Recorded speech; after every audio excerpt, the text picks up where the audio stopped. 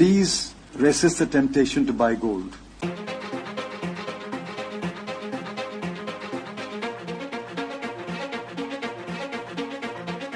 வாங்க மக்களே, நான் உங்கள் பேங்கை, தமிழ் பேங்கை.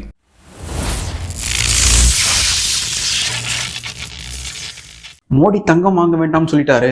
மோடி மிடில் கிளாஸ் மக்களை அவர் நசுக்கிறாரு, இந்தியாவையே இவர் அதல பாஜாலத்துக்குள்ள தள்ளிட்டாருன்னு இது மாதிரி ஏதாவது ஒரு பிரச்சனை வந்தாலே பயங்கரமா RSS ஒழிக பிஜேபி ஒழிகன்னு உருட்டுறதுக்கு ஒரு கூட்டம் இருக்கு இல்லையா? அந்த கூட்டத்துக்கு தெரியாத விஷயம் என்னன்னா, மோடி இது மாதிரி ஃபர்ஸ்ட் அவர் தான் சொன்னாரான்னு பாத்தீங்கன்னா கிடையாது. 2013ஆம் ஆண்டே எஜுகேட்டட் பிரைம் மினிஸ்டர்னு இவங்க சொன்ன மன்மோகன் சிங் அவரே சொல்லியிருக்காரு, தங்கம் வாங்குவதை தவிர்க்கவும், நீங்க ரொம்ப பேராசையால அலைச்சலால தங்கத்தை வாங்காதீங்க கொஞ்ச நாளைக்குன்னு அவர் சொன்னாரு. அதே மாதிரி எஜுகேட்டட் பினான்ஸ் மினிஸ்டர்னு சொன்ன ப. சிதம்பரமும், நீங்க தங்கத்தை வாங்கி தின்னாதீங்க, உங்களுடைய அலைச்சலை கம்மி பண்ணிக்கோங்கன்னு அவருமே அவர் வாயால 2013ஆம் ஆண்டு சொன்னாரு. அதுலயும் முக்கியமான விஷயம் என்னன்னா, இந்த 2013ஆம் ஆண்டு எந்த ஒரு குளோபல் கிரைசிஸுமே இல்லை.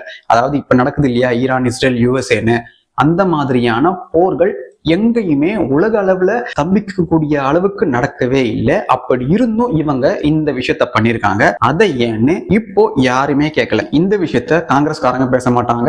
காங்கிரஸ்க்கு முட்டு கொடுக்குற பகுத்தறிவு கோமாளிகளும், மோடி தான், பாஜக தான், இந்த உலகத்துல எது நடந்தாலும் அவங்க தான் காரணம்னு சொல்ற இதர தற்குறிகளும் இந்த மாதிரி விஷயம் நடந்ததே தெரியாத மாதிரி இருப்பாங்க. முக்கால்வாசி தற்குறிகளுக்கு இது தெரியாதுதான். இருந்தாலும் நாம எடுத்து சொல்லணும் இல்லையா? அதனாலதான் மோடி தான் இதை முதல் முறையா இந்தியாவில பண்றாருன்னு இவங்க ஊட்டினாங்கன்னா அது சுத்த போய். இதுக்கு முன்னாடியே 2013ஆம் ஆண்டே போர் சூழல் இல்லாதப்பவே இவங்க இந்த மாதிரி பண்ணியிருக்காங்க. யாரு? காங்கிரஸ். ஏன் அப்படின்னு யோசிச்சு பாத்தீங்கன்னா, அது நாட்டுடைய பொருளாதார நன்மைக்காகன்னு சொல்லுவாங்க. ஆனா மோடிய பெட்ரோலை கணிசமா செலவு பண்ணுங்க, ஒர்க் ஃப்ரம் ஹோமை கொண்டு வாங்க, அதிக அளவுல தங்கம் வாங்காதீங்க அப்படின்னு சொன்ன காரணம் ஏன்னா, இப்போ UAE என்ன பண்ணிட்டாங்கன்னா, ஈரானுக்கு உள்ளேயே இவங்க என்ன பண்ணிருக்காங்கன்னா ஊடுருவி அவங்கள அடிச்சு புழக ஆரம்பிச்சிட்டாங்க.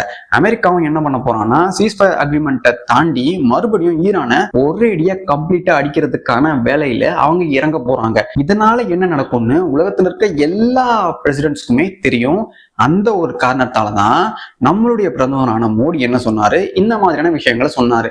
இது புரியாம நாட்டை விட்டு விட்டார் மோடி, எப்ஸ்டைன் ஃபைல்ல சிக்கிக்கிட்டார் மோடி, அதனாலதான் அவர் இது மாதிரி பண்றாரு, ட்ரம்ப் இவரை மிரட்டுறாங்க, CIA கையில இவர் இருக்காரு, இஸ்ரேல்ல போய் டான்ஸ் ஆடுறாருன்னு இங்க இருக்க மோடிக்கு எதிரான, RSSக்கு எதிரான, இந்த இந்து மதத்துக்கு எதிரான பல தற்குறிகளும் பேசிட்டு சுத்துறாங்க. ஆக்சுவலி இவங்களுக்கு இந்தியா மேலாம் பாசம் கிடையாது.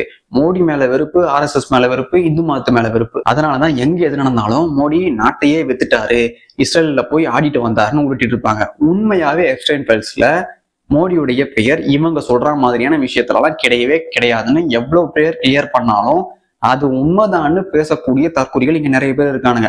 ஆனா அந்த தற்குறிகள் உண்மையாவே பாரி சல்மான் கான் சொன்ன மாதிரியான இலுமினாட்டிகளுடைய கைவேலை விஜய்க்கு பின்னாடி இருக்குன்னு சொல்லி அப்பேற்பட்ட விஜயவே இங்க CM-ஆ உட்கார வச்சிருக்காங்க. அந்த விஷயம் எப்படி நடந்ததுன்னு கூட இந்த தற்குறிகளால ஆராய முடியாம மோடி இஸ்ரேல் சொல்வதை கேட்கிறார், அமெரிக்காவிடம் பயந்து விட்டார், அவர் பதுங்கி விட்டார், ஒதுங்கி விட்டார்னு உண்டுட்டு இருக்கானுங்க. இவங்க சொல்ற மாதிரி மோடி உண்மையாவே இந்த ஃபைல்ஸ் எல்லாம் சிக்கிக்கிட்டாரு, CIA இவரை மிரட்டுது, அமெரிக்காவுக்கு அடிபணிஞ்சிட்டாருன்னு வச்சுப்போம். ஆனா 2013ஆம் ஆண்டு காங்கிரஸ் யாருக்கு அடிபணிச்சாங்க? எதனால? இவங்க தங்கம் வாங்காதீங்கன்னு இந்திய மக்களுக்கு இவங்க வீடியோ மூலமா சொன்னாங்க. அதுவும் இல்லாம 8 மணிக்கு, அதாவது ராத்திரி 8 மணிக்கெல்லாம் எல்லா பெட்ரோல் பங்கையும் க்ளோஸ் பண்ணாங்க. இந்த மாதிரி விஷயத்துக்கு இவங்க பதில் சொல்லவே மாட்டாங்க. ஆனா இப்போ உண்மையாவே உங்க எல்லாருக்குமே தெரியற, கண்ணெதிர்க்க நடக்கிற குளோபல் கிரைசிஸ் இந்த உலகத்துல இருக்க எல்லா மக்களுக்குமான பாதிப்பா இருக்குது. அப்படி இருக்கும்போது உலகம் முழுக்க இருக்க எல்லா பிரசிடென்ட்டுமே இதைதான் சொல்றாங்க. சிங்கப்பூர் பிரசிடென்ட்டும் சரி, யூரோப்ல இருக்க எல்லா நாடுகளுடைய பிரசிடென்ட்ஸும் இதைத்தான் பேசிட்டு வராங்க. இப்போ நாம எதிர்கொள்ள போற சிக்கல் மிகவும் கொடூரமா இருக்க போகுது. அதனால இப்பவே எதெல்லாம் தேவையோ அதை நீங்க சேர்த்து வச்சுக்கோங்க. உங்களுடைய எரிபொருள் பயன்பாட்டை கணிசமா பயன்படுத்துங்க, கச்சிதமா பயன்படுத்துங்க, ரொம்ப எக்ஸ்ட்ராவா எதையுமே பண்ணாதீங்க. EVயை மெயின்டைன் பண்ணி, EVயை டிபெண்ட் பண்ணி எல்லாருமே இருங்கன்னு சொல்ல வந்துட்டாங்க. ஏற்கனவே ஒரு வீடியோல சொல்லியிருப்பேன், இந்த பிரச்சனை மூலமா ஈவிய இவங்க மக்களுக்கு பழக்கப்படுத்த போறாங்கன்னு. அதுக்கான முன்னோட்டமா இது இரண்டாவது முன்னோட்டம் தான் இது. இப்போ ஈவியை நோக்கி எல்லாமே போனோம் அப்படின்ற மாதிரி யூரோப் கண்ட்ரிஸ்ல இருந்து ஏசியன் கண்ட்ரிஸ் எல்லாருமே இதைத்தான் பேசிட்டு இருக்காங்க. மோடி மட்டும் இதை பண்ணவே இல்லை. இங்க எப்படி நமக்கு பரப்புறாங்க, ஏற்கனவே சொன்னேன் இல்லையா, இந்த வெஸ்டர்ன் மீடியாஸ் எப்பவுமே அந்த மீடியாஸ்குள்ள வேலை பார்க்கறது யார் தெரியுமா? நம்ம இந்தியாவை சுத்தி இருக்க நமக்கு எதிரி நாடுகளா இருக்கக்கூடிய ஆட்கள் தான் அதுல வேலை பார்க்கறாங்க. அதையும் தாண்டி நம்ம இந்தியாவில் இருக்க தற்கொலைகளே, அதாவது இங்க உட்காந்துக்கிட்டு பாகிஸ்தான்காரர்கள் மிகவும் பாவம், அவர்கள் அப்பாவி, அவர்களை எதுவுமே செய்ய வேண்டாம், அவர்கள் தீவிரவாதிகள் அல்ல, இந்தியா தான் தீவிரவாதம் பண்ணுதுன்னு இங்க உட்காந்துக்கிட்டு பாகிஸ்தானுக்கு முட்டு கொடுப்பாங்க இல்லையா, அது மாதிரியான குறிப்பிட்ட சில என்ஜிஓ தற்கொலைகள் அதுல உட்காந்துக்கிட்டு இது மாதிரி இந்தியாவுக்கு எதிராக வேலை பார்த்துட்டு இருக்காங்க. அவங்க தான் இது மாதிரியான தகவல்களை அதிகமா பரப்புவாங்க. இந்த விஷயம் தெரியாத இங்க இருக்கக்கூடிய பகுத்தறிவா பேசுறேன், RSSக்கு எதிராக பேசுறேன், மோடிக்கு எதிராக பேசுறேன், இந்துத்துவாக்கு எதிராக பேசுறேன்னு சொல்லக்கூடிய உண்மையான தற்குறிகள் இதை அப்படியே உண்மைன்னு நம்பி, இதுங்களுக்கு உண்மையாவே ஜியோ பாலிட்டிக்ஸ் தெரியாது, ஆனா இவேரதான் எங்களுக்கு எல்லாம் கொடுத்துட்டாருன்னு உருளை மட்டும் தெரியும். அது மாதிரியான ஆட்கள் தான் இந்த மாதிரியான பொய் தகவல்களை பரப்பி ஐயோ இவர் அடகு வைத்து விட்டார், நம்ம வாழ்வாதாரத்தையே சிதைத்து விட்டார் மூடிட்டு இருப்பாங்க. ஆனா 2013ஆம் ஆண்டு நடந்த இந்த விஷயத்த பத்தி கேட்டா பதில் சொல்ல தெரியாது. அதே மாதிரி 2008ஆம் ஆண்டு நம்ம கிட்ட இருந்த ஃபாரெக்ஸ் ரிசர்வ்ஸை 65 பில்லியனை அப்படியே இவங்க என்ன பண்ணிட்டாங்கன்னா தொடச்சிட்டாங்க. டக்குன்னு அது காணாம போயிடுச்சு. அதனால நம்ம இந்தியா கிட்டத்தட்ட பேங்க்ரப்ட் ஆகுற அளவுக்கு போயிடுச்சு. அப்ப கோல்டையே இவங்க என்ன பண்ணிட்டாங்கன்னா பிளட்ஜ் பண்ணி கதையை முடிச்சு விட்டாங்க. இது எல்லாத்துக்குமே காரணம் யாருன்னு பாத்தீங்கன்னா அப்ப இருந்த மன்மோகன் சிங் தான் காரணம். ஆனா அவரை தான் இங்க இருக்கவனுங்க எல்லாம் பயங்கரமா, அவர் எப்படி படிச்சிருக்காரு தெரியுமா, அவரெல்லாம் எப்பேற்பட்ட படிப்பாளி தெரியுமா, அவரை மாதிரி ஒரு பிரதமரை இங்க நாம பார்த்ததே கிடையாதுன்னு ஊட்டிட்டு இருப்பானுங்க. ஆனா அவர் பிரதமராக இருந்தப்ப பிரதமரா அவர் இருக்கவே இல்லை, அவர் வெறும் பொம்மை தான். உண்மையாவே பிரதமர் வேலை பார்த்தது சோனியா காந்தி தான். இது காங்கிரஸை பத்தி தெரிஞ்ச எல்லாருக்குமே தெரியும். 2003ஆம் ஆண்டு பெட்ரோலுடைய பிரைஸ் பாத்தீங்கன்னா 30 ரூபாயில இருந்தது. ஆனா அடுத்த 10 வருஷம் ஃபார்வர்ட் பண்ணீங்கன்னா 84 ரூபாய்க்கு கொண்டு வந்து நிறுத்தினதுதான் இந்த காங்கிரஸ். இந்த 84 ரூபாவையும் ஒரே வருஷத்துல, அதாவது 12 மாசத்துல 11 முறை இவங்க என்ன பண்ணாங்கன்னா உயர்த்திட்டே இருந்தாங்க கன்சிஸ்டன்டா. அதே மாதிரி இவங்களுடைய ஆட்சியில தான் இன்ஃபிளேஷன் அப்படியே கன்சிஸ்டன்டா ஏறிட்டே இருந்தது டபுள் டிஜிட்ல.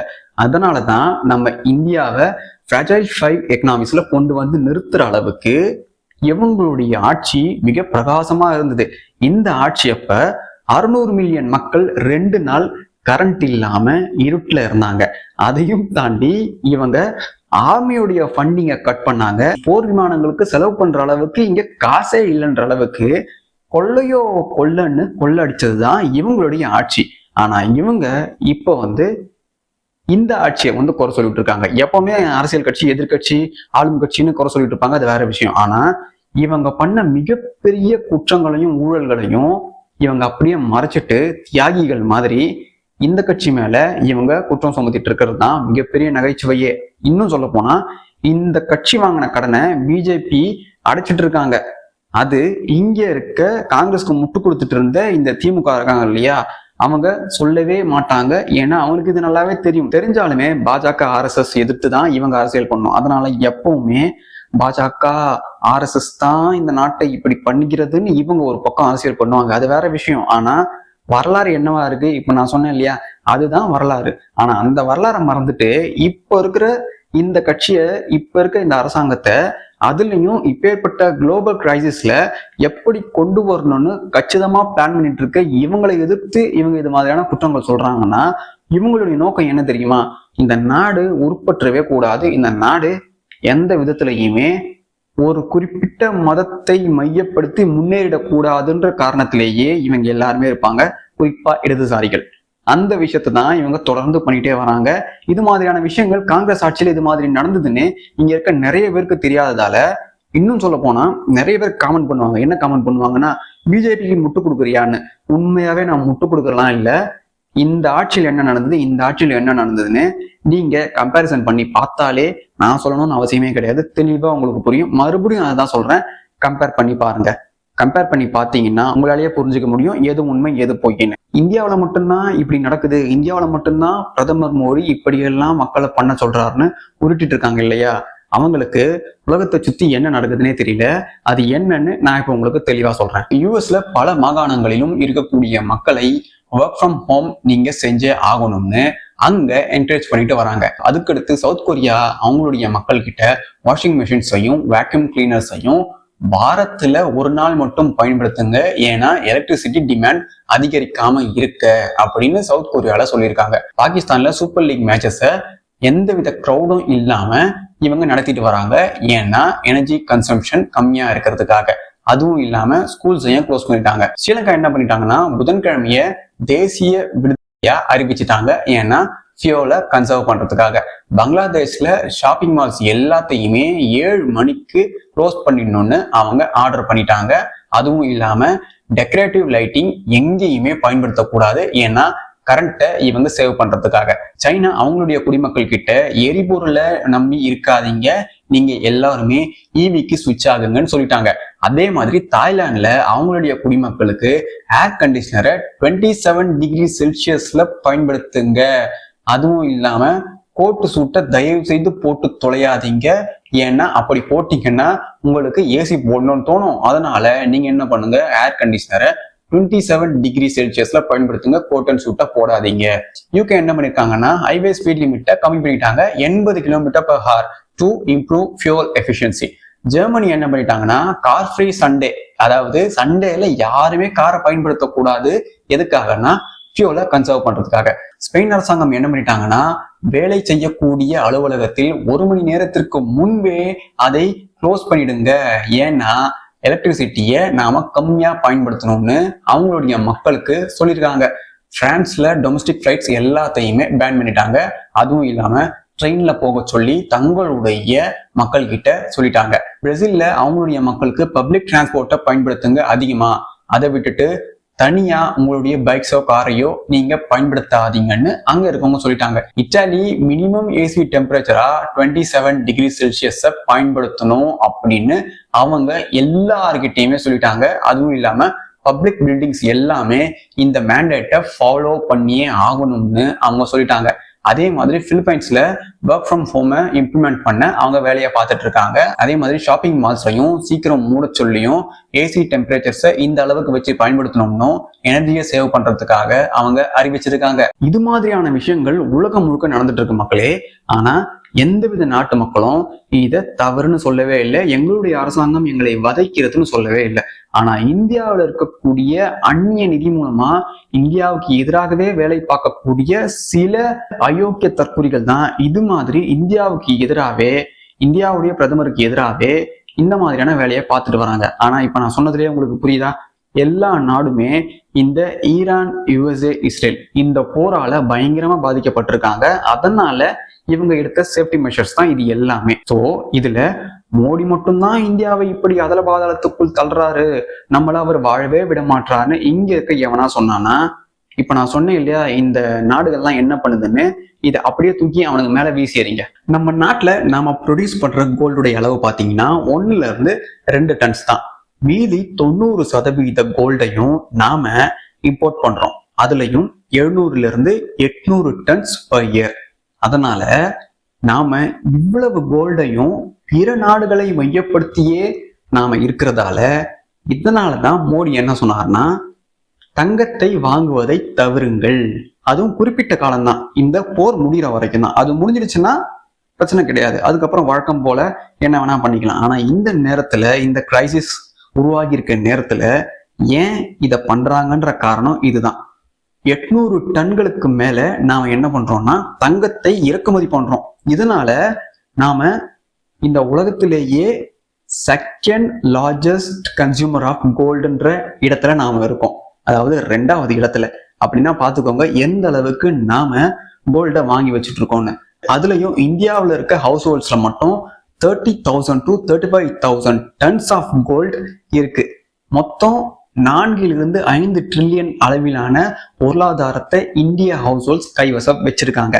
இதனாலதான் என்ன சொல்றாங்கன்னா எவ்வளவு தங்க விலை ஏறினாலுமே நம்ம இந்திய மக்கள் தங்கத்தை வாங்கிட்டு தான் இருப்பாங்க.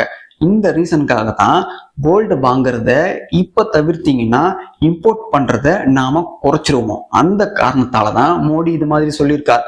மோடியாவது பரவாயில்ல, நீங்க பெட்ரோல் கன்சம்ஷனை கம்மி பண்ணுங்க, தங்கம் வாங்குறத நிறுத்திக்கோங்கன்னு அவர் எப்படி சொன்னார்னு வீடியோவில் இருக்கு, போய் பாருங்க. ஆனா மீதி கண்ட்ரிஸ்லாம் லிட்ரலா என்ன சொல்றாங்கன்னா, ஏசியே போடாதீங்க, ஏசி போட்டாலும் இந்த டெம்பரேச்சர் தான் யூஸ் பண்ணியே ஆகணும், மால்ஸ் எல்லாம் இந்த நேரத்துல க்ளோஸ் பண்ணியே ஆகணும், அப்படி திறந்து வச்சா கண்டிப்பா நடவடிக்கை எடுக்கப்படும், கோட்டன் ஸ்வெட் போடவே கூடாது, நாங்க சொல்றதுதான் நீங்க பண்ணணும்னு பிற நாடுகள் அவங்களுடைய மக்களுக்கு பயங்கரமா கெடுபுடியோட இம்போஸ் பண்ணியிருக்காங்க. ஆனா இங்க அப்படி அது மாதிரியான விஷயங்கள் நடக்கவே இல்லை. அதுக்கு முன்னாடியே சர்வாதிகாரம் பண்றாங்க, நம்மளுடைய வாழ்க்கையே இவங்க கெடுக்கிறாங்க, வாழ விடல, நசுக்குறாங்கன்னு ஊண்டுட்டு இருக்கானுங்க. மனுஷனாடா நீங்க எல்லாம். Until we meet again.